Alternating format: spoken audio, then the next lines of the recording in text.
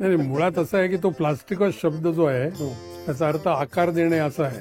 बरं. ज्या शस्त्रक्रियेमध्ये आकार दिला जातो ती प्लास्टिक सर्जरी म्हणवली जाते. तिथे मला एक ऋषितुल्य व्यक्तिमत्व भेटलं, त्यांचं नाव डॉक्टर डायस. ते प्लास्टिक सर्जरी करत असत. बरं.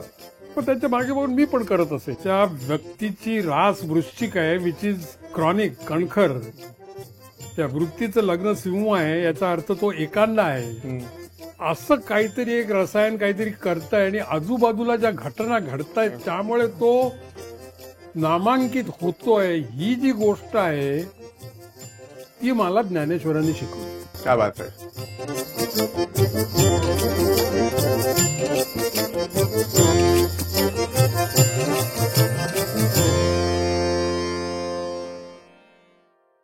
नमस्कार मंडळी. जाई काजल निर्मित आणि स्मृतिगंध प्रस्तुत आभाळाची माणसं, ज्योतीने तेजाची आरती ह्या मुलाखत मालिकेत तुमच्या सगळ्यांचं मनपूर्वक स्वागत. मंडळी, आज आपल्याला अशी व्यक्ती भेटायला आली जी व्यक्ती आभाळाची माणसं नसून स्वतःच एक मोठा आभाळ आहे.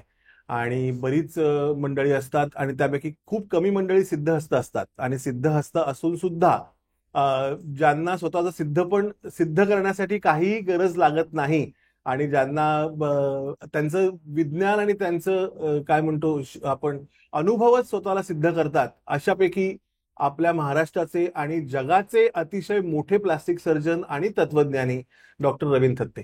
रवींद्र काका, तुमचं मनापासून स्वागत. आज तुम्ही इथे आलायत आणि आपण गप्पा, वास्तविक तुमच्या बाजूला बसून तुमची मुलाखत वगैरे घेण्याची माझी लायकी नाही आहे, मला माहितीये.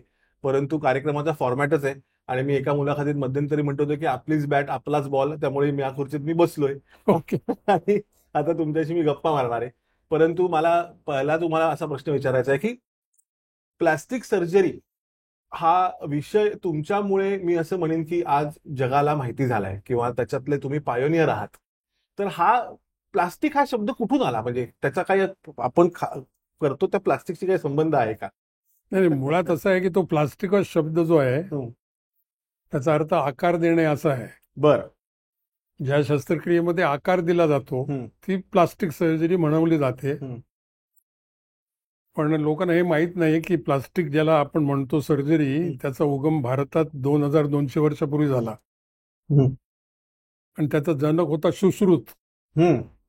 आणि त्यांनी ते नाव दिलं ते जास्त समर्पक आहे. त्यांनी त्याला सुघटन शल्यचिकित्सा असं नाव दिलं. वा वा वा. आता प्लास्टिक मध्ये फक्त आकार देणं आहे ना. हो. सुघटन मध्ये घटन सु करणं. क्या बात आहे. वा वा.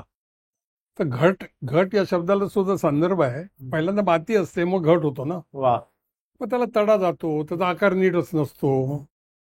तो परत कसा सुघटन करायचा याचं जे तंत्र ते सुश्रुतानं 2200 वर्षापूर्वी संस्कृत कवितांमधून सांगितलं. आणि त्यावेळेला ज्याला आज फ्लॅप म्हणतात की म्हणजे त्वचा आणि त्याच्या खालची स्निग्ध पेशी यांना एके ठिकाणून दुसऱ्या ठिकाणी हलवण्यासाठी त्यांनी जी शस्त्रक्रिया कानाची पाळी आणि नाकासाठी केली ती शस्त्रक्रिया आजही बदललेली नाही. तीच शस्त्रक्रिया अजून केली जाते. क्या बात. आणि म्हणून त्यावेळेला त्याचे जे विद्यार्थी होते त्यांनी त्याला विचारलं की हे जगतं कसं, तू तिन्ही बाजूनी त्वचा कापतोस, फक्त ती एके ठिकाणी ठेवतोस आणि मग तू वळवतोस, मग ही जगते कशी? त्यावेळेला त्यांनी तीन शब्दामध्ये दिलेलं जे उत्तर आहे ते सानुबंधेन जीवितः असं आहे. काय बात आहे. स अनुबंधेन जीवितः. त्याचा अनुबंध त्याच्या मुळाशी तुटलेला नसताना ती ज्यावेळेला दुसरीकडे जाते त्यावेळेला ती जगते. त्या वाक्याचे जे नंतर आणखीन अनेक प्रकार झाले त्याच्यातनं मग जी आधुनिक प्लास्टिक सर्जरी ती निर्माण झाली. ती आपल्याकडनं मध्यपूर्वेत गेली, मध्यपूर्वेतनं युरोपमध्ये गेली, युरोपमधनं इंग्लंडमध्ये गेली, इंग्लंडमधून अमेरिकेत गेली आणि मग तेच आपल्याकडचं जे होतं ते परत आपल्याकडे आलं. म्हणजे आता हल्ली जो एक भाव निर्माण झालाय की आम्हाला सगळंच माहिती होतं, हे काय खरं नाही. परंतु प्लास्टिक सर्जरीच्या बाबतीत मात्र ते खरं होतं. याचं कारण सुश्रुतानं हे असं अध्ययन केलेलं नव्हतं. शवविच्छेदन कसं करावं याच्यासाठी त्यांनी एक संपूर्ण प्रकरण लिहिलंय. बरं. आणि हल्ली मृतदेह जे असतात त्यांची जी विच्छेदन करण्याची पद्धती आहे ती त्यावेळेला तशी त्यांनी सांगितलेली नाही. ती पद्धती मला वाटतं जास्त चांगली होती. हो. ती शव ते एका पिंजऱ्यात घालत असत, हा. त्याला काही प्रकारची पुट्ट लावत असत आणि मग ती पाण्याखाली ठेवत असत. त्यामुळे त्या शरीरावर जी क्रिया होत असे त्यामुळे ते शरीर बरेच दिवस टिकत असे. हल्ली काय करतात, हल्ली कापतात आणि मग आत काय बघतात. तसं तो करत नसे. तो एक एक पापुत्रा बाहेर काढून शरीराचं विच्छेदन करत असत. म्हणजे ट्रान्सपरन्सी व्हायला पाहिजे. हा, म्हणजे हे त्वचा, हा पापुत्रा, याच्यानंतर स्नायू, मग स्नायू नंतर हाड, मग हाडाचा पापुत्रा, मग त्यातल्या रक्तवाहिन्या, असं त्याचं ते एकंदर तो प्रकार होता. त्याच्यावर आम्ही मध्ये आमच्या परिषदेमध्ये एक पेपर पण दाखवला. तेव्हा लोक स्तंभित झाले. त्याचं कारण असं की आपल्याकडे अशा अनेक गोष्टी आहेत की ज्या शेवटी काय आहे, माणसं त्याच दृष्टीनं विचार करतात. काही ना काही सापडतं, काही ना सापडत नाही. जे सापडतं ते काळाच्या ओघात संपून जातं. कारण गीतेत म्हटलंय तसं, मी सगळ्यांचा घास घ्यायला आलेला तो काळ आहे. तर तो काळ घेतो, देतो, आणतो, नेतो. सो आता सुश्रुतानं काय लिहिलं याच्याबद्दलचे जे 3 खंड आहेत त्याचा अभ्यास करून मी तो पेपर लिहिला आणि तो अर्थात लोकांना आवडला. सो ते प्लास्टिकास सुघटनं, मडकं, माती, असा तो प्रवास आहे. प्लास्टिक सर्जरीच्या एकंदरच तुमच्या मी असं म्हणेन की सक्सेस बद्दल आम्हाला थोडं सांगा ना, लोकांना ऐकायला आवडेल. तसं मी प्लास्टिक सर्जरीकडे, म्हणजे ज्या वेळेला मी प्लास्टिक सर्जरी करायला घेतलं त्यावेळेला लोक म्हणाले की अरे, रवींद्र दत्तेसारखा हा असं दणकट किंवा जरा ओबडधोबड माणूस हा प्लास्टिक सर्जरी कशी करणार. त्याचा एक प्रवाह होता. मी लहानपणी खूप हूड रात्य होतो. वक्तृत्व स्पर्धा, खेळ याच्यामध्ये प्रगती होती, पण अभ्यासात शून्य होतो. मॉडर्न हायस्कूल एकेकाल सगळ्या हुशार माणसांचं असंच असतं. हो का? तुझं ऐकत असं. मॉडर्न हायस्कूलमध्ये मी 52 विद्यार्थ्यात SSC ला शेवटचा क्रमांक आला मला. हो. मग ते काही विलिंग्टन कॉलेजला गेलो, तिथेही तीच पद्धत होती. पण तिथे एक फार घटना घडली. मी 15-16 वर्षाचा असताना माझी आई गेली आणि ती इंग्लंडमध्ये गेली आणि ती आजारी होती आणि तिथे तिला नेलं होतं. तिने मला तिथनं एक पत्र लिहिलं होतं. ते ती गेल्यानंतर मला मिळालं, कारण त्यावेळेला 10 दिवस लागायचं पत्र यायला. तिने लिहिलं होतं की रवींद्र, हे सगळं ठीक आहे पण अभ्यासाशिवाय तरणोपाय नाही. म्हणून मी अभ्यास करायला सुरुवात केली. मग इंटरसायन्सला बऱ्यापैकी मिळाले. त्या काळात 54% इंटरसायन्सला मिळून मला मेडिकलला ऍडमिशन मिळाली. हल्ली काय 99 आहे ना, काय माहिती, माझा संबंध नाही काही विषयाशी. मग मेडिकल कॉलेजमध्ये आलो. माझे 10वीतले मार्क बघून माझ्या बाबांना जवळपास घेरी आली होती. तशा माझ्या आईला बऱ्याच घेऱ्या येऊन गेल्या. मग ते मी MBBS झालो. मग मी ऑर्थोपेडिक सर्जरी घेणार होतो. पण तो काळ निराळा होता. ऑर्थोपेडिक सर्जरीमध्ये मी वर्गात पहिला आलो होतो. तेव्हा मला ऑर्थोपेडिक सर्जरीची जी काय होती पोस्ट ती मिळणार होती. माझा एक मित्र होता, त्याला कमी मार्क होते. तो मला म्हणाला की सी रवींद्र, तुला कुठलंही मिळेल, मला हे मिळणार नाही. म्हटलं ठीक आहे, तू घे ऑर्थोपेडिक, मी जनरल सर्जरी घेतो. मी जनरल सर्जरी घेतली. काहीतरी करायचं ना, काहीतरी सर्जरी करायची, असं म्हणजे मकरेत मंगळ असल्यामुळे थोडं शस्त्राची माझा संबंध आहे. बरोबर. तिथे एक फार मोठी भानगड झाली. ती पण तुला सांगतो, म्हणजे आता बोलतोच आहेस तर. अगदीच. त्या काळामध्ये जे 5-6 रुग्ण दाखल व्हायचे, त्यांची लघवी, थुकी, शू आणि शी या साऱ्यांचा तपास करून नंतर ते तयार करावे लागायचे. परिस्थिती अशी होती की हे कोणीच करत नसे.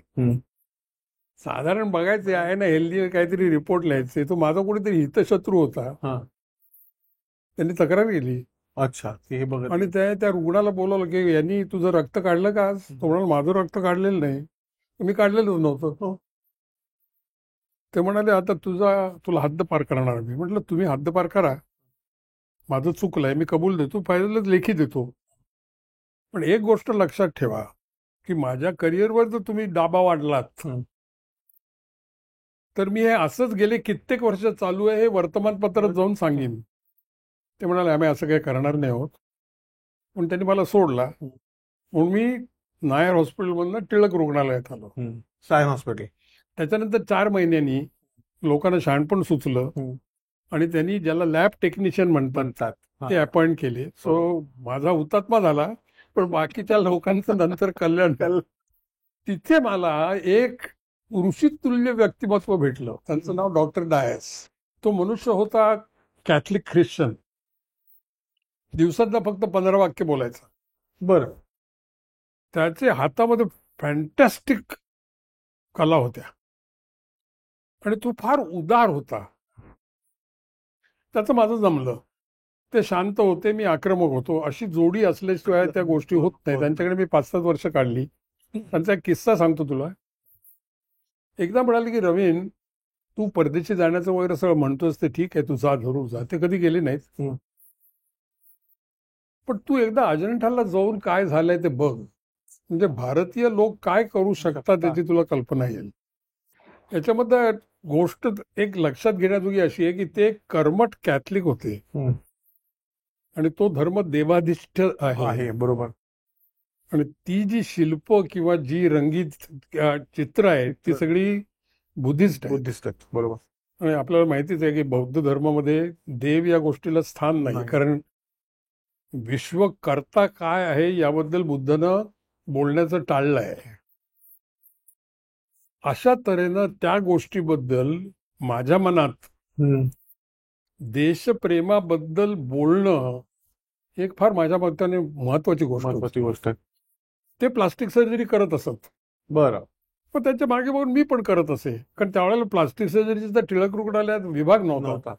आणि ते कुठेतरी खेड्यात असल्यासारखं त्या कालची गोष्ट आहे. मी सांगतो ती गोष्ट मला वाटतं 60 वगैरे सालची आहे. 1960, 62, 63, 64 तेव्हा KEM जे म्हणजे आणि हे कुठेतरी असं बरॅक्समध्ये असलेलं वगैरे असं आम्ही करत होतो. आणि त्यांची काही काही विषयात प्रचंड प्रगती होती. त्यांचे काही त्या काळामधले निबंध इंटरनॅशनल इयरबुक्स मध्ये वगैरे आले होते. मग मला कोणीतरी म्हणालं की आता तू करतोच आहेस तर तू असं कर, 6 महिने हे दे, रजा घे आणि तू पुस्तक वाच प्लास्टिक सर्जरीची. मी घेतली 6 महिने रजा, वाचली पुस्तकं. आणि त्या काळचे जे एक शिक्षक होते त्यांच्याकडे गेलो. ते म्हणाले मी तुझी वाटच बघत होतो, मला वाटतं तू परीक्षेला बसावंस. मी बसलो. त्या काळात प्लास्टिक सर्जरीच्या परीक्षेला एकच विद्यार्थी असायचा. सकाळी 8:30ला जी परीक्षा सुरू झाली ती 4 वाजता संपली. बापरे. आणि त्या काळामध्ये एक विद्यार्थी तो पास का नापास ते परीक्षकांच्या चेहऱ्यावर कळायचं. मला वाटलं की माझी दांडी गेलेली आहे. तुम्ही एका परीक्षकाला विचारलं, ते म्हणाले असा प्रवाद आहे की मुंबईमध्ये लोक फार सुलभ रीतीने पास होत आहेत म्हणून we have made an example out of you. की नापास करणार. माझं लग्न झालं होतं, मुलं होती, माझी थोडी प्रॅक्टिस होती, खूप नाउमेद झालो मी. आणि त्या नाउमेदीत मी प्रयत्न करत होतो कुठेतरी परदेशात जायचा. तर एक मित्र माझा भेटायला आला अमेरिकेहून. मग तू कसा आहे, तुला मुलं किती, असं तसं केल्यानंतर तू काय करतोय. म्हटलं मी जनरल सर्जरी करतोय, मला प्लास्टिक सर्जरी करायची, आत्ताच मी नापास झालोय. हे तुम्ही सांगताय MS प्लास्टिक सर्जरी? हो, MS म्हणजे MS जनरल सर्जरी झाल्यानंतर. तुम्हाला तुला करायचे ना, मला तू 15 दिवसात थांब. 15 दिवसांनी त्याने मला एक पत्र लिहिलं की अमेरिकेच्या कुक काउंटी हॉस्पिटलमध्ये नॉर्थ वेस्टर्न युनिव्हर्सिटीच्या तुझी 5th आणि 6th year resident in Burns नेमणूक झालेली आहे. क्या बात आहे. आम्ही काय बॅग भरली आणि आम्ही गेलो. लवकरच माझ्या असं लक्षात आलं की माझ्या टिळक रुग्णालयामध्ये खाटेवरचे रुग्ण आणि जमिनीवरचे रुग्ण यांच्या ज्या गरजा आहेत त्या इथे परिपूर्ण होणार नाहीयेत. कारण इथलं काहीतरी भलतंच आहे. पण मला 2 वर्षाचा त्या काळचा तो काहीतरी व्हिसा वगैरे होता. तो भरणं तर भागच होतो. बायकोचं पत्र आलं, अरे मला अमेरिकेला यायचं, तू परत कुठला येतोस.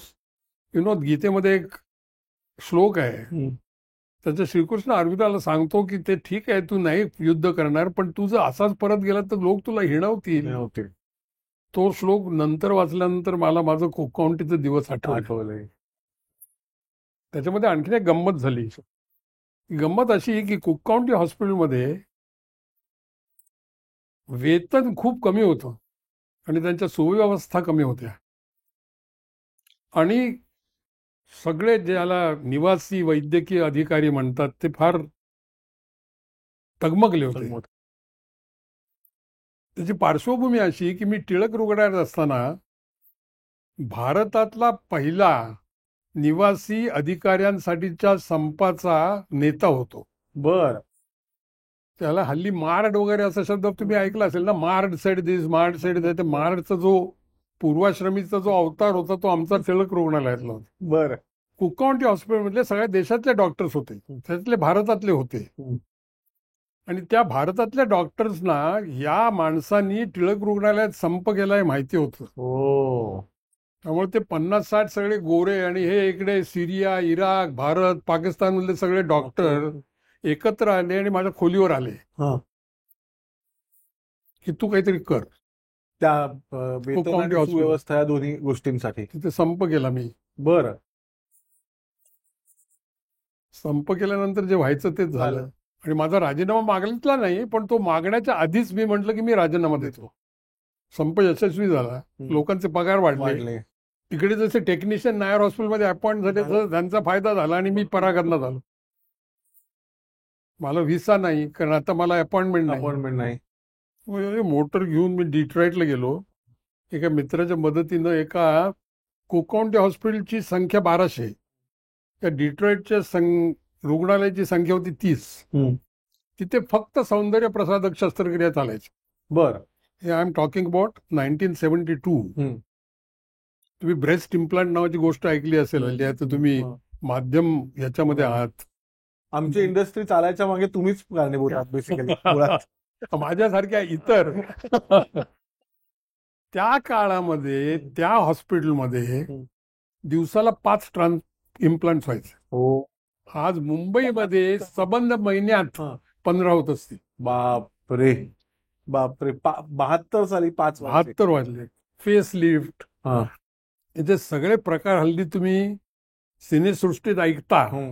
हे बोटॉक्स नावाचं जे प्रकरण आहे, ते काही सुरकुत्या घालणं, ते सगळं तिथे, केस रोपणे वगैरे ते सगळं तिथे. सकाळी 8 ते संध्याकाळी 8 सगळ्या सौंदर्य ललना म्हणजे माझ्या दृष्टीनं आणखीन सुंदर होण्यासाठी तिथे यायच्या.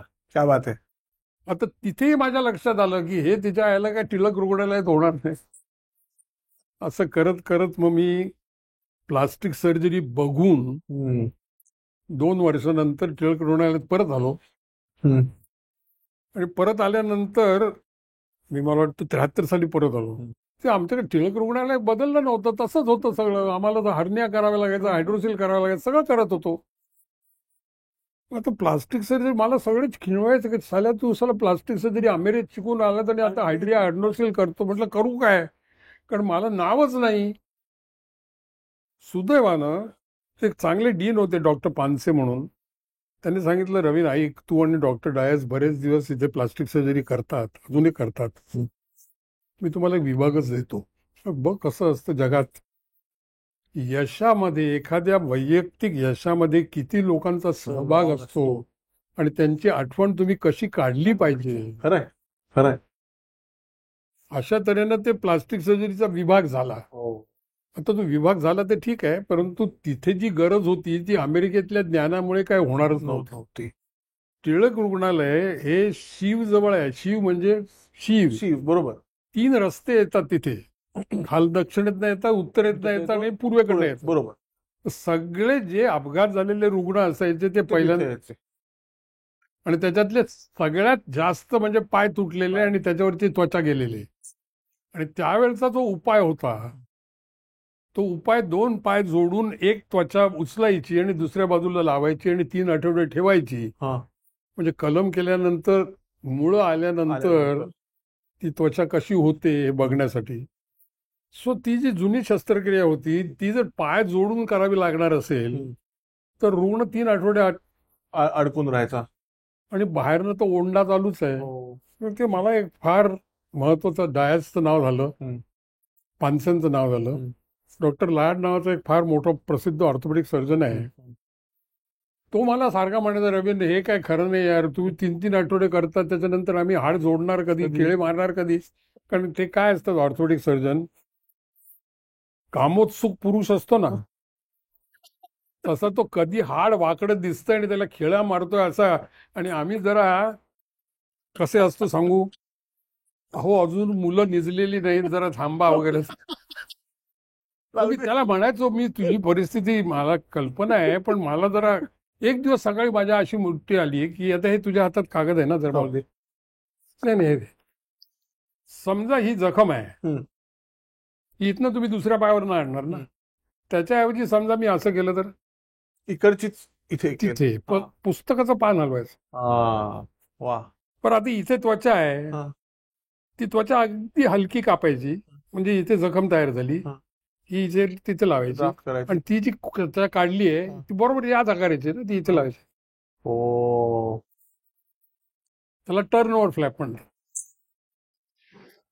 डोक्यात कल्पना आल्यानंतर मी म्हटलं ही करायची. माझ्याकडे एक दुसरा असिस्टंट होता, तो पण त्याचं पण नाव घेतो, त्याचं नाव गोपाळ कृष्ण. तो आता हैदराबादमध्ये, तो रिटायर झाला. मीच रिटायर होत नाही, माझे सगळे लोक रिटायर झाले. होऊच नका रिटायर. तो केएम मधनं आला होता, आणि केएम मध्ये अगदी पठडीतलं असतं ना. हे इंग्लंडमध्ये असं करतात, म्हणजे इथे म्हणजे आम्ही तसं काय नव्हतो. तुम्हाला सर करूया, बघा काहीतरी झालं. म्हटलं काय होईल, ऍट द मोस्ट फ्लॅप मरेल ना, आपण त्याच्यावर दुसरी करू फ्लॅप. तो काळ निराळा होता, ती केली. आता ती यशस्वी झाली का नाही हे कसं ठरायचं, ते 48 तासानंतर ड्रेसिंग काढल्यानंतर कळणार ना, राहिले की नाही. त्याला जास्त टेन्शन. त्या दिवशी राऊंडवर तो दारात उभा होता. म्हटलं काढूया ड्रेसिंग. तुम्हाला खरं सांगू, मला राहवलं नाही आणि मी ड्रेसिंग केलं. म्हटलं काय झालं, यशस्वी झाली. क्या बात आहे. वा. 1 झाली, 2 झाल्या, 3 झाल्या, 4 झाल्या. याचा अर्थ असा झाला की जी गोष्ट करायला आम्हाला 3 आठवडे लागत असत, ती गोष्ट आता 5 दिवसात करून त्याला प्लट्टी देऊन आम्ही ऑर्थोपेडिक काय करायचं तुम्ही करा. तो जो माझा मित्र होता डॉक्टर लाड, तो मला म्हणाला की रव्या हे कुठेतरी प्रेझेंट करायला पाहिजे. म्हटलं मला ती कला अवगत नाही अजून, तू म्हणत असशील तर करतो. तो म्हणाल आता सिल्वर ज्युबिली असोसिएशन ऑर्थोपेडिक सर्जनची परिषद आहे, आय एम टॉकिंग अबाउट 1980. तिथे आपण हे प्रेझेंट करू. म्हटलं अरे मी रजिस्टर्ड नाही डेलिगेट. तो म्हणे रजिस्टर हो. म्हटलं किती फी आहे. तो म्हणाला 750 रुपये फी आहे. म्हटलं नाही रे बाबा, 750 रुपये भरून कुठे तिथे मी दाखवतो. म्हणाला तुला फुकट रजिस्ट्रेशन देतो. मग त्यांनी त्याच्या सिनियर्सना विचारून मला एक 8 वाजताचा स्लॉट दिला पहाटे. त्याच्या आदल्या रात्री ऑर्थोपेडिक सर्जन अर्धा भरपूर जेवणे, भरपूर पिणे, म्हणजे असं एक साधारण आहे. आता बायका म्हणून झाल्यात ऑर्थोपेडिक सर्जन. आदल्या रात्री त्या कॉन्फरन्सची बोट क्रूज होती. सगळे बोट क्रूजवर जे गेले ते जेवून पिऊन वगैरे 2:45 वाजता आले आणि खोलीत जाऊन झोपले. आणि मी ज्या वेळेला माझा पेपर करायला निघालो त्यावेळेला सभागृहात 5च लोक होते. एक मी होतो, एक अध्यक्ष होता, आणि बाकी 3 आणि 1-2-3 लोक बसले होते. आम्ही मला काहीच पडलेलं नाही. दिवाळी पहाटच्या वेळेला आम्ही कार्यक्रम केला होता एका गृहस्थांचा. तेव्हा अशी परिस्थिती होती की स्टेजवर जास्ती लोक होते ऑडिटोरियम पेक्षा. तुला पण असं होऊ शकतं. अगदीच झालं होतं. आणि साई बँकर तबल्याला होते, आणि ते जे मध्ये जे गृहस्थ गाणार होते त्यांचे 2 शिष्य, ते मी आणि साई दादा, आणि त्यांच्याच फॅमिलीतले 5 जण समोर, बाकी कोणीच नाही. आणि दीनानाथ मंगेशकरची सकाळी 6:30ची गोष्ट आहे एका दिवाळी पहाटची. तसंच किस्सा म्हणजे असो. त्या 5 जणांतला एक इंग्लंड मधल्या एक फार मोठ्या पुस्तकाचा एडिटर होता. तो आला आणि मला म्हणाला की हे तू मला दे. म्हटलं अहो सर, हे अजून जर्नलमध्ये झालेलं नाही प्रसिद्ध. ते मला कुठलं जर्नल. म्हटलं British journal of plastic surgery. तो मित्र आहे माझा, मला तू हे दे. म्हणजे तिथे पुस्तकात आधी प्रसिद्ध झालं, त्याने त्या एडिटरला लिहिलं, मग त्या एडिटरनी प्रसिद्ध केलं. इतकंच नाही थांबलं, कसे लोक, कसा मी म्हणजे कोण आहे असा एक प्रश्न आपण स्वतः पुढे, मी म्हणजे काय आहे. एक तर मी पूर्वजांचं काहीतरी घेऊन आलोय, एक तर माझं वळण किंवा संस्कार आहेत, तिसरं म्हणजे माझ्या भोवती काय घडतंय, या तिघांचा मिळून मी एक जैविक उत्पादन आहे. ते 12व्या अध्यायात मी केले, मी घडवले, हे जोपर्यंत तू म्हणतोयस तोपर्यंत तू खरा नाही. ओवीच आहे. बरोबर आहे. हा जो एडिटर होता ब्रिटिश जर्नलचा, याचे वडील आणि रंजन पाम दत्त नावाचा भारतीय ज्यांनी इंग्लंडमध्ये कम्युनिस्ट पार्टी ऑफ इंग्लंड सुरू केली, बर हे परममित्र होते. बर तेव्हा त्याला इंग्रजांची भारताची बरोबर माहिती होती आणि तो डावा होता हा आणि त्याला विकसनशील डेव्हलपिंग वर्ल्ड जे म्हणतात त्याच्याबद्दल अनुकंपा होती. आणि मी बोलण्यात पटाईत. आता हे कामही सिद्ध झालं होतं, त्याने ते प्रसिद्ध केलं. मग त्याच ज्यांनी त्या पुस्तकात ज्यांनी घातलं त्यांनी मला इंग्लंडला लेक्चरला बोलवलं, पैसे दिले नाहीत. मग इथे लोकांकडे मी गेलो. मग मायकेल टेम्पेसची माझी, त्यांचं नाव मायकेल टेम्पेस, त्यांची ओळख झाली. आणखीन एक आहे, त्यांची जी बायको होती ती डच इंडोनेशियामध्ये होती. तिथे जपानी आक्रमण झाल्यानंतर तिने जे हाल अनुभवले होते ते, बरं, आणि पौर्वात्य देशात काय स्थिती आहे याची तिला जाण होती. डच इंडोनेशिया म्हणजे आत्ताचा जो इंडोनेशिया आहे तोच तो इंडोनेशिया. होतो. अच्छा, पण त्यावेळेस डच होते ना, मग जपानी आले. जपानी आले. बरोबर बरोबर. आणि ती साईबाबाची भक्त होती. सो तिला कळत होतं की हा जो रवींद्र दत्ते नावाचं जे काय आहे ते जे करतोय ते फार अवघड स्थितीत करतोय. तेव्हा मायकेल कामाला गेल्यानंतर ती जेव्हा माझ्याकडे बसून बोलत असे त्यावेळेला ती मला नेहमी विचारत असे कसं झालं, काय झालं. सो अनुकंपा होती. मग घरोबा वाढला. मी परत आलो. मला निरनिराळ्या नव्या कल्पना सुचल्या आणि त्या सगळ्या कल्पना माझ्या टिळक रुग्णालयात वापरण्याजोग्या होत्या. वा. आणि त्याच्यासाठी कुठली फार यंत्रसामुग्री लागत नसे. दुसरी एक कल्पना आमच्याकडे अशी होती की जर एखादा माणूस हृदयाच्या यंत्रावर, त्याच्या हृदयावर शस्त्रक्रिया चालू असताना जगू शकतो, रक्त काढतात ना, फिरवतात, तोपर्यंत नसतोच, हृदयावर शस्त्रक्रिया करतात, तर मग ही आपली जी फ्लॅप आहे त्वचा, तिची जर धमनी आणि नीला घेतली आणि ती अशा यंत्रावर बसवली आणि ती जर टिकणार असेल तर मग आणखीन काम सुलभ होईल. बरोबर. म्हणजे स्टॉक करून ठेवता येईल. हो, ती काढायची, लावायची आणि ठेवायची. त्याच्यामध्ये आणखीन भानगडे आहेत दुसऱ्या माणसाची वगैरे, तो भाग नेला. पण ती कल्पना माझा एक अतिशय हुशार, ज्याला खऱ्या अर्थानं म्हणजे मॅट्रिकला पहिला आलेला वगैरे, पहिल्या 10तला असा एक चुलत भाऊ होता. तो माझा विद्यार्थी होता. मी त्याला एक कल्पना सांगितली. तो मला म्हणाला की KM मध्ये कुत्र्यावर ही शस्त्रक्रिया करता येईल. म्हणून ते प्रकरण सुरू झालं. आम्ही जो यंत्र केलं होतं ते अगदीच जुजबी होतं, म्हणजे ते काय हटलंग मशीन सारखं नव्हतं. तर ते यंत्र सारखं बंद पडायचं. एक दिवस दुपारी 4 वाजता मला त्याचा फोन आला की रवींद्र, काहीतरी प्रचंड गोष्ट घडली आहे. म्हटलं काय, मेडिको लिगल काही नाही ना? पण नाही, काय झालंय, ती जी धमनी होती ती कुत्र्यांनी खाल्ली. हा, बरं. आणि ती जी फ्लॅप आहे ती फक्त निलेवर लटकतीये आणि ती जगली आहे. मी म्हटलं तू आधी यंत्र बाजूला कर. त्यांनी यंत्र बाजूला केलं. मी म्हटलं ती फ्लॅप गुंडाळून ठेव आणि उद्या बघून मला काय झालंय ते सांग. तो दुसऱ्या दिवशी गेला. तो म्हणाला रवींद्र ती फ्लॅप अजून जगली आहे.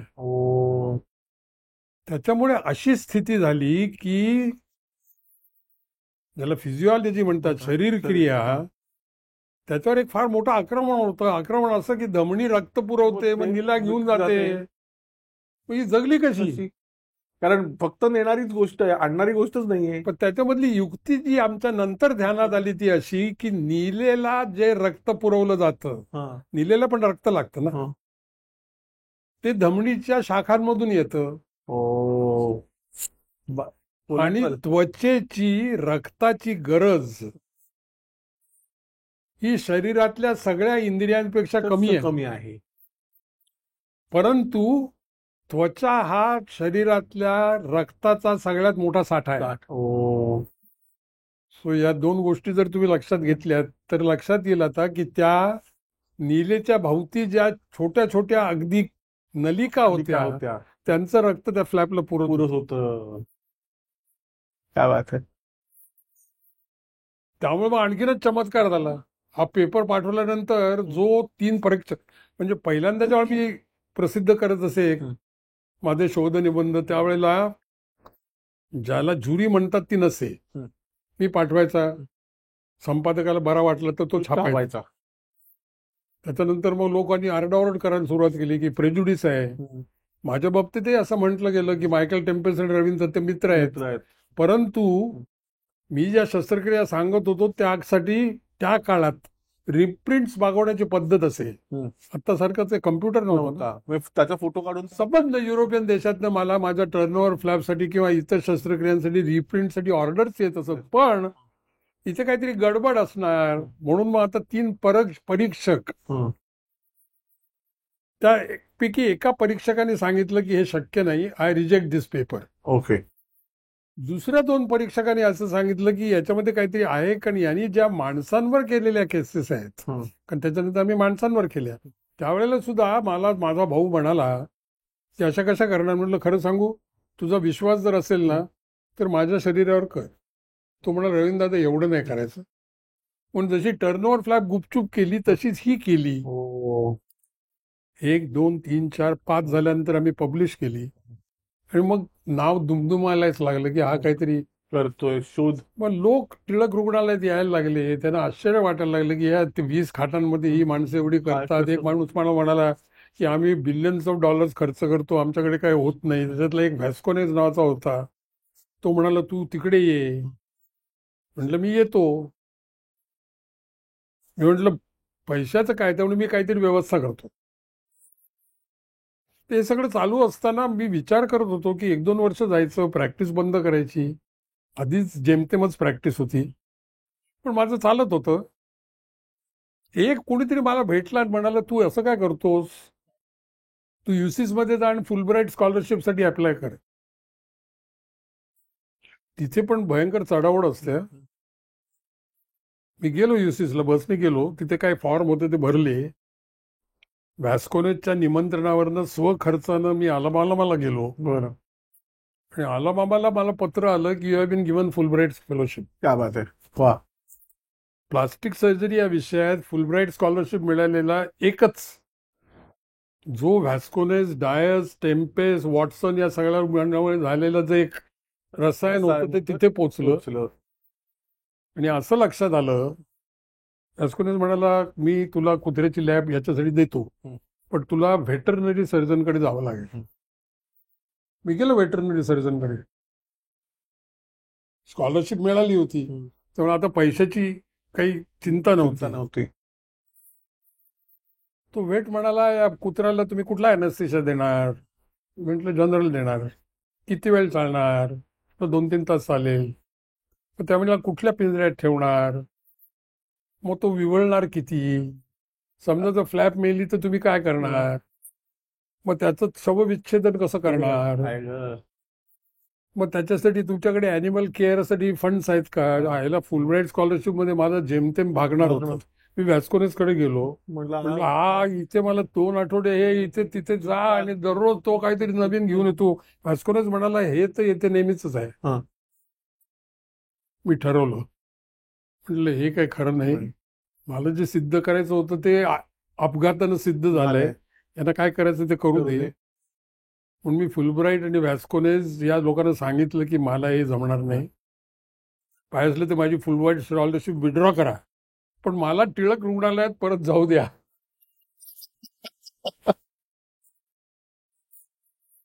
हो, असा हा वैज्ञानिक प्रवास झाला. मग इतके पेपर झाले. ते मायकल टेम्पेस नंतर एक टोनी वॉटसन नावाचा एडिटर आला, त्याचा जन्म बंगळुरू मधला. बर. आता बंगळुरू मधला जन्म म्हटल्यावर त्याचे वडील रॉयल इंडियन आर्मी मध्ये होते, त्यामुळे त्याचं बालपण वगैरे इकडे गेलं होतं. त्यामुळे तो एक भारताविषयी, आणि तो स्कॉटिश होता. स्कॉटिश आणि ब्रिटिश याच्यामध्ये ते स्कॉटिश लोकांना म्हणजे त्यांची भावना थोडी निराळी असते. म्हणजे एक दुश्मन का दुश्मन दोस्त होता है. तो 7 वर्ष एडिटर होता. त्यावेळेला ही व्हीनस फ्लॅप प्रसिद्ध झाली, पण त्यांचे घरोबे झाले. आता तो गेला, माझ्यापेक्षा 1-2 वर्षांनी मोठा होता तो, पण त्याला जाऊन 3-4 वर्ष झाली. हे सगळं चालत असताना त्याच्या खूप आधी ज्या वेळेला मी इंग्लंडमध्ये थोडाफार प्रसिद्ध पावलो. आणि माझं ज्या वेळेला त्या पुस्तकामध्ये नाव आलं आणि मुंबई विद्यापीठाच्या परीक्षात ज्या शॉर्ट नोट्स असायच्या त्याच्यामध्ये थत्तेच टर्नओव्हर फ्लॅप वगैरे अशी असं यायचं. बरं. त्या काळात माझ्या घरात एक हॉरिबल मृत्यू झाला. म्हणजे एका बाजूला हे जे रवींद्र दत्ते नावाचं घडलेलं रसायन होतं त्याला भयंकर दुःख झालं होतं. त्याच वेळेला ज्या मुलाकडनं असं काहीही अपेक्षित नव्हतं, माझे सगळे भाऊ माझ्यापेक्षा हुशार होते, चुलत मावस सगळेच हुशार होते, त्याच्या आयुष्यात हे अकॅडमिक ज्याला म्हणतात शैक्षणिक क्षेत्रात हे झालं, यांनी मी हादरून गेलो. ते वर्ष मला आठवत नाही. आणि त्यावेळेला जसं टिळक रुग्णालयात काय करता येईल याच्यासाठी मी प्रयत्न केले, तसेच प्रयत्न माझ्या मनाला स्थिरस्थावर करण्यासाठी काय करता येईल याचा मार्ग शोधत असताना माझ्या आत्याबाईची एक जुनी ज्ञानेश्वरीची आवृत्ती माझ्या समोर आली.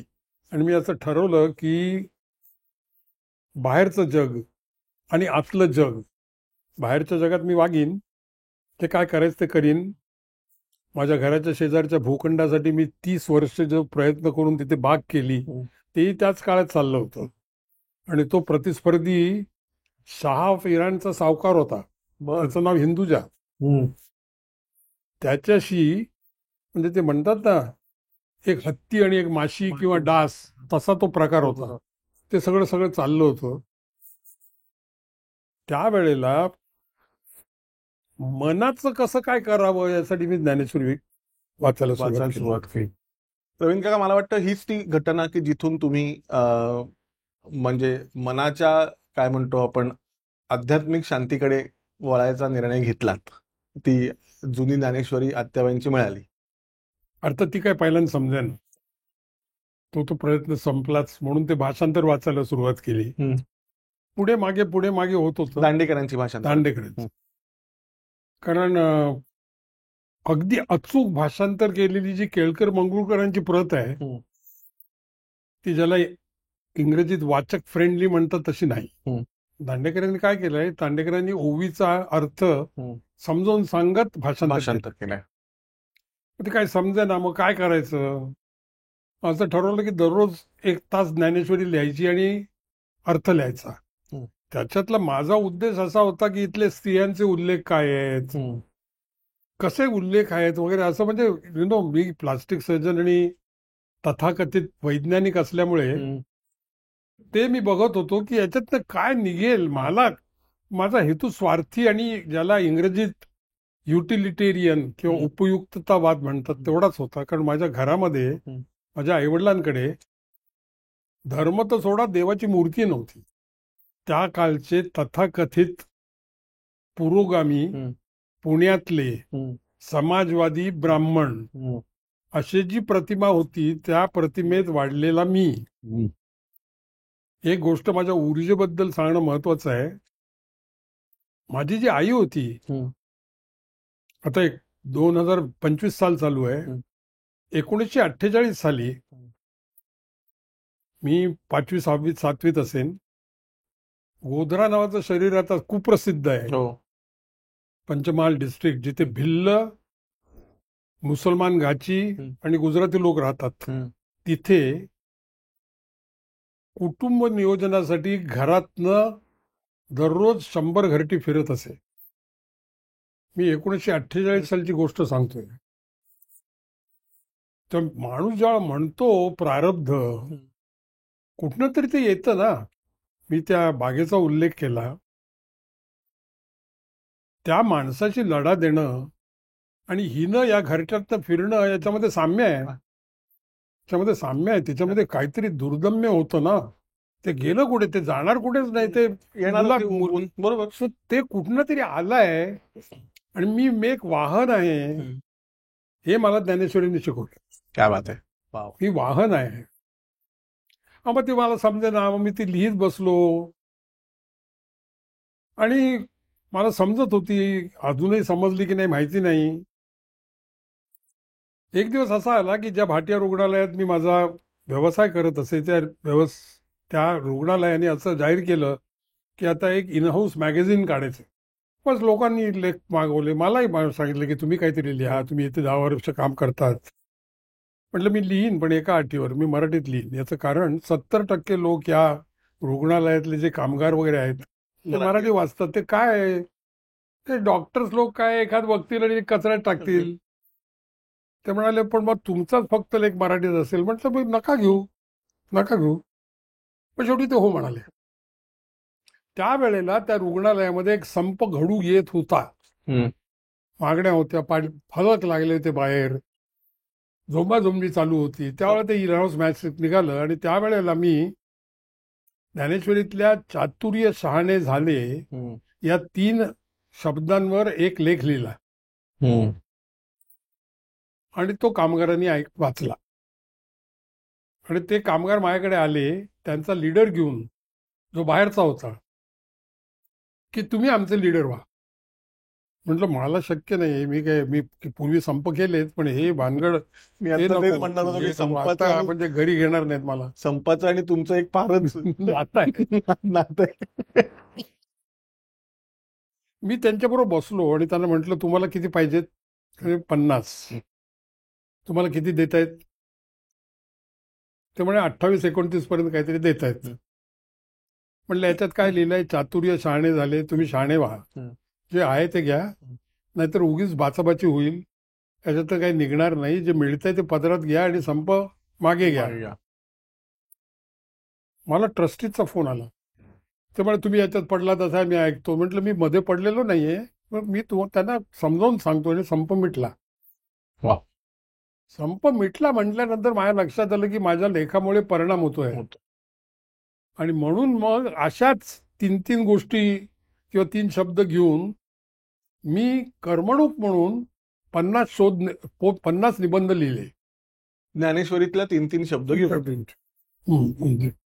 ते चातुर्य शहाणे झाले किंवा प्रपंचाचे ज्ञान ते विज्ञान. आता प्रपंचाचे ज्ञान ते विज्ञान ही जे 3 शब्द आहेत, त्याच्यामध्ये किती साठवलेलं आहे तू लक्षात घे. विज्ञानाची व्याख्या प्रपंचाचे ज्ञान ते विज्ञान, म्हणजे आपण जे करतोय तो प्रपंच, त्याचं जे ज्ञान ते विज्ञान, त्याच्या पलीकडे जे आहे ते ज्ञान. बरं, आता 7व्या अध्यायामध्ये ती फार मोठी जुगलबंदी आहे. तो अर्जुन त्याला म्हणतो तुम्हाला विज्ञान कशाला सांगतोय? त्यावेळेस हे गीतेमध्ये नाहीये. प्रपंचाचे ज्ञान ते विज्ञान हे 3 शब्द गीतेत नाहीत. तेव्हा श्रीकृष्ण त्याला सांगतो म्हणा, अरे लेखा, पहिल्यांदा विज्ञानच समजून घ्यावं लागतं, मग तुम्हाला ज्ञानाकडे जाता येतं. क्या बात आहे. ही सर्वसाधारण माणसांची गोष्ट आहे. तू अनुभवातनं शिकतोस आणि हे सगळे अनुभव तत्कालीन आहेत. हे समजण्याची जी क्रिया आहे ती विज्ञानातनं होते आणि मग ती ज्ञानाकडे जाते. हे शहाण्या माणसांच्या बाबतीत घडतं, काही लोकांच्या बाबतीत घडत नाही. तो प्रश्न अगदी निराळा आहे. असे ते मी शोधनिबंध लिहिले आणि कोणीतरी म्हणाला, अरे रव्या, एवढा तू करतोस तर प्रसिद्धीला दे ना. आता इथे इकडे ब्रिटिश जर्नल चाललं होतं, तो लढा चालला होता. तेव्हा मला एकच फक्त पब्लिशर जगातला माहिती होता, तो म्हणजे केशव भिकाजी ढवळे. कारण ती माझी आत्या जी ज्ञानेश्वरी घेतली मी, त्यांच्या घराच्या खाली 1.5 खोलीच्या खाली ढवळ्यांचं ऑफिस होतं. मग तिथे गेलो मी ते कागद घेऊन. तिथे धनंजय ढवळे स्थानापन्न झालेले होते. He was a successful publisher. धार्मिक ग्रंथांच्या बाबतीत त्यांचं खूप नाव होतं. आता नाहीये, काळ सगळ्याला खातो. त्यांनी ते म्हणाले की काय डॉक्टर बसा, ठेवा इथे. ही ठेवा म्हटल्यानंतर ते कागद ठेवले आणि घरी आलो. ज्या माणसाने मला सांगितलं होतं तो म्हणाला की तुला प्रकाशकांचा धंदा माहित नाही, तुला कधी उत्तर येईल याचे काही शाश्वती. मला काही पडलं. मी एवढं ब्रिटिश जर्नल इकडे तिकडे दम कुशीत होतो. 2 दिवसांनी त्याला मला फोन आला की आम्ही तुमचं पुस्तक करतोय. मी गेलो तिथे. ते म्हणाले ठीक आहे, पण हे पाठवायला पाहिजे, कारण तुम्ही त्याला ते प्रूफ रिडिंग वगैरे काय म्हणतात. म्हणून तिथे घैसाच नावाचा ठाण्यामध्ये एक फार सुप्रसिद्ध विद्वान होता, त्यांच्याकडे ते पुस्तक गेलं. तुला आश्चर्य वाटेल, ते घैसाच ठाण्याहून माझ्या घरी आले आणि मला म्हणाले की आणखीन 15 लिहा. पण ते 50 ते 65 झाले का मला आठवत नाही. ते पुस्तक प्रसिद्ध होण्याच्या वेळेला धनंजय आजारी पडले आणि वारले. ठीक आहे. त्यांच्या मृत्यू म्हणजे त्यांच्या प्रेतयात्रेला मी गेलो वगैरे वगैरे. तिथे त्यांची बायको बसली होती ना, नमस्कार वगैरे केला, मी काही बोललो नाही. त्यांचा मला 6 महिन्यांनी फोन आला की धनंजय जाताना असं सांगून गेलेत की हे पुस्तक करायचं आहे किंवा मी हे पुस्तक करणार आहे. अर्थात धनंजय गेल्यामुळे स्थिती जरा बिकट होती. मी म्हटलं ऐका, माझा एक भाऊ तिथेच हे करतो, काय म्हणतात त्याला, कॉम्प्युटर ग्राफिक्स वगैरे काहीतरी करावं लागतं ना, स्क्रिप्ट, DTP ती मी करून घेतो आणि मला तुम्ही खर्च सांगा, कारण आय कॅन अंडरस्टँड की मी नवोदित लेखक आहे, पण मला हे करायचं आहे. किती रुपये किंमत ठरवाय बाई? तर म्हणे 100 रुपये ठेवू. म्हटलं ठीक आहे, किती खर्च येईल? तिने मला एक आकडा सांगितला. तो मी आकडा त्यांना नेऊन दिला आणि ते पुस्तक प्रसिद्ध होणार. ते आता प्रसिद्ध करण्यासाठी कार्यक्रम करावा लागतो. मी तसा चतुर आहे. तो हॉल बिल कोण घेणार? आता एवढं माझं नाव आहे टिळक रुग्णालयात, मी डीनना जाऊन भेटलो, तेच करूया, फिजिओलॉजी लेक्चर हॉलमध्ये करू ना. आणि माझे जे सगळे बागेच्या बाबतीतले, प्लास्टिक सर्जरी मधले नातेवाईक, या सगळ्यांना मोठा हॉल आहे, 200-300 लोकांचा हॉल आहे, त्यांना तिथे बोलवले. आणि त्यावेळेस शरद काळे जे मला बागेच्या बाबतीत मदत करत होते त्यांना फोन केला. तर कमिशनरच्या घरी फोन करायचा म्हणजे ते झोपले, ते करत. म्हटलं नाही, मला त्यांच्याशी बोलायचं आहे. त्यांना सांगितलं हे पुस्तक असं आहे, ते तुम्ही बघा आणि तुम्ही या. ते पुण्याचे, ते NMVचे. त्यांना ते पुस्तक आवडलं. ते म्हणाले डॉक्टर मी येतो. पुस्तक प्रसिद्ध झालं. त्या दिवशी प्रति विकायला ठेवल्या, त्या सगळ्या खपल्या आणि ढवळ्याने मला पैसे दिले परत आणि मला सांगितलं की तुमचा खर्च निघाला, हा परत तुम्ही पैसे घ्या. त्या पुस्तकाच्या 9 आवृत्त्या निघाल्या. पुस्तकाचं नाव जाणीव. क्या बात आहे. आणि पुढे त्या बागेच्या बाबतीत ज्यावेळेला तो लढा चालला होता त्यावेळेला आम्ही झाडं लावत होतो, हे ते त्यासाठी माळी लागत असे, मी पण काम करत असे तिथे. त्या माळ्याला एक दिवस प्रचंड आजारी पडला तो आणि त्याचं डायग्नोसिस झालं सेरेब्रल मलेरिया. तर त्याच्याबद्दल मला अनुकंपा होतीच, पण दुसरा विचार माझ्या मनात आला की आयला हे बाग करणं एकटा मी करणार कसं? कारण त्यावेळेला नुकतेच मी पैसे जमवत होतो. त्याच्यासाठी मी ते सेरेब्रल मलेरियाचं औषध त्या काळामध्ये ब्लॅकमध्ये विकत असत, ते आणलं, स्वखर्चाने त्याला दिलं, तो बरा झाला. मग काही दिवसांनी मला ढवळे म्हणाले की आम्हाला हे पुस्तक विकत घ्यायचंय.